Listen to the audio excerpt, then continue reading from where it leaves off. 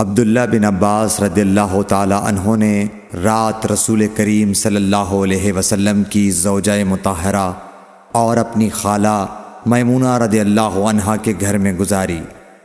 وہ فرماتے ہیں کہ میں تکیے کے عرض یعنی گوشے کی طرف لیٹ گیا اور رسول کریم صلی اللہ علیہ وسلم اور آپ کی اہلیہ نے معمول کے مطابق تکیے کی لمبائی پر سر رکھ کر آرام فرمایا۔ رسول اللہ صلی اللہ علیہ وسلم سوتے رہے اور جب آدھی رات ہو گئی یا اس سے کچھ پہلے یا اس کے کچھ بعد آپ بیدار ہوئے اور اپنے ہاتھوں سے اپنی نیند کو دور کرنے کے لیے آنکھیں ملنے لگے۔ پھر آپ نے سورہ آل عمران کی آخری 10 آیتیں پڑھیں۔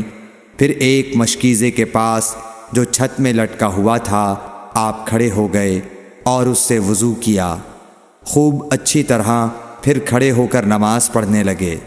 ابن عباس رضی اللہ تعالی عنہ کہتے ہیں میں نے بھی کھڑے ہو کر اسی طرح کیا جس طرح آپ نے وضو کیا تھا۔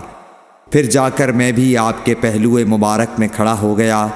آپ نے اپنا داہنا ہاتھ میرے سر پر رکھا اور میرا دایاں کان پکڑ کر اسے مروڑنے لگے۔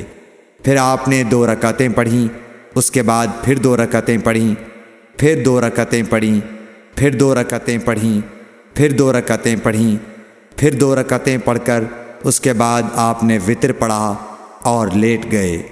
پھر جب مؤذن آپ کے پاس آیا تو آپ نے اٹھ کر 2 رکعت معمولی طور پر پڑھیں، پھر باہر تشریف لا کر صبح کی نماز پڑھی۔